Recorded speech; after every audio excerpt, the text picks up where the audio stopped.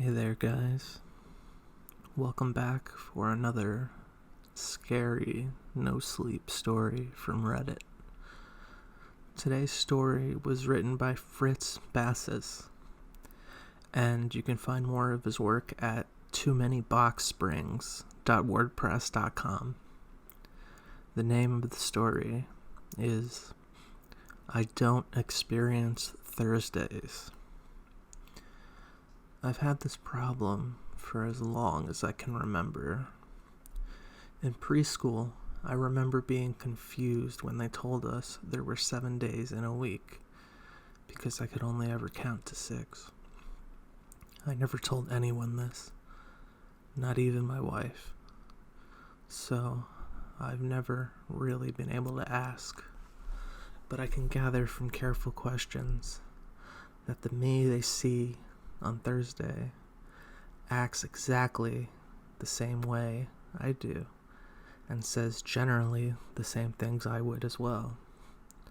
If plans are made for Thursdays, I show up and do exactly what I would do. I just don't ever remember it. Before you ask, yes, I've tried staying up all Wednesday night or waking up in the middle of the night. It never works. I just wake up in my bed on Friday. I feel sorry for the Thursday me. He's not ever gonna have a weekend.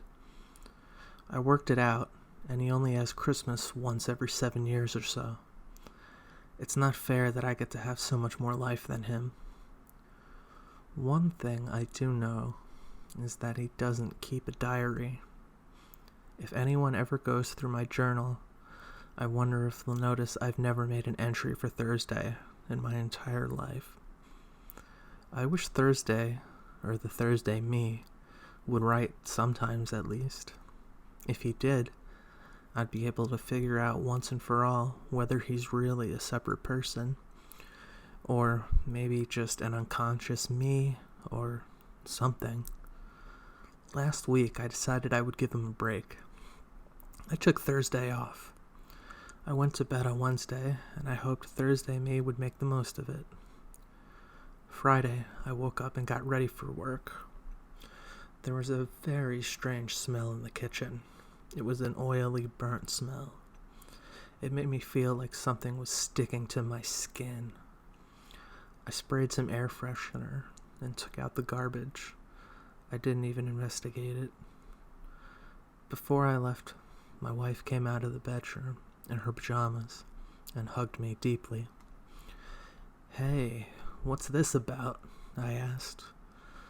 "You don't normally wake up this early to say goodbye to me." "I just wanted to thank you for the wonderful dinner you made last night," she said. "What did you say that dish was called?" "It was incredible." I honestly don't remember. I just flipped open my mom's cookbook and it was on a random page. I'll have to look it up again sometime for you. She kissed me. Her breath smelled like the kitchen. Well, whatever it was, figure it out and make it again soon. I love you so much. "I love you too," I said. At work, everyone was happy to see me. Richie, the guy who works next door to my cubicle, slapped me on the back. "That was an amazing party last night, buddy." My supervisor, Helen, dropped by my desk. "If you're going to throw a get-together like that every time, then you can take off as many days as you need to. I can't believe how much I ate." There was a big, greasy stain on her blouse. It looked like she'd been wearing a messy bib. As the day went on, and more people thanked me, and shook my hand, and asked me where I'd learned to cook like that. Several people I've never even talked to, by the way, like the janitors and security guys. Toward the end of the day, a woman I've never seen before spoke to me. I could see from her ID badge that she was a secretary from another facility across the town. She said, I've always thought I was an adventurous eater, but after last night, wow. I've never eaten anything like that before. What did you say the dish was called? She had a black glob stuck between her teeth. I said, I can't believe I don't remember.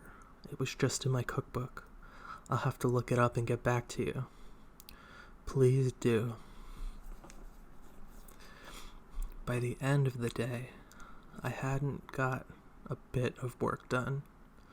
So many people, strangers, had talked to me. I was completely overwhelmed. As I drove home, I almost expected a cop to pull me over and ask me what I cooked last night. I had to figure out what it was. When I got home, I went into the alley behind my house and opened up the garbage can. The smell was so powerful, I started gagging. It was like nothing I've ever smelled before.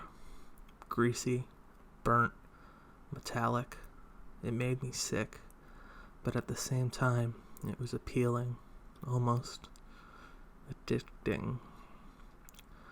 As I sorted through the trash, it seemed like I was breathing deeper, trying to get more. All the scraps were covered in black globs like the secretary had been wearing between her teeth. The globs stuck to me as I wiped them off on the long curved bones and fleshy sacks I pulled out of the garbage can. One of the things I pulled out looked like a tiny human hand, an inch across with 2 thumbs on the side. It was held together with fibrous connective tissue. I touched one frayed tendon dangling from its wrist and crushed into a tight fist I couldn't open again. I picked up something unmistakably like a skull, 2 inches across with shards of gray, fatty meat still clinging to its face. But its single eye socket was completely clean, like someone had sucked it dry with a long tongue. Its jaw was too narrow and locked open like it was screaming. I found a tentacle filled with bubbles of the black liquid that, if I touched them, would burst and evaporate instantly. I found a strip of skin, bright red with grill marks on one side, and covered in gray hairs that were like stretchy rubber and needle sharp at the tip. I couldn't take it anymore. I vomited. I left the pile of refuse and turned the garbage can over in the alley, then ran upstairs through the back door. I washed my hands in the bathroom because the smell was still in the kitchen. I came into the living room and my wife smiled at me. I could smell it on her. I'm starving, honey, she said. I haven't eaten all day. I'm waiting to see what you make for us tonight. I could only laugh unconvincingly in response. I went into the bedroom. My journal was open on the nightstand, open to Thursday's entry. Thank you so much for this opportunity, old friend. I'll take more days next week.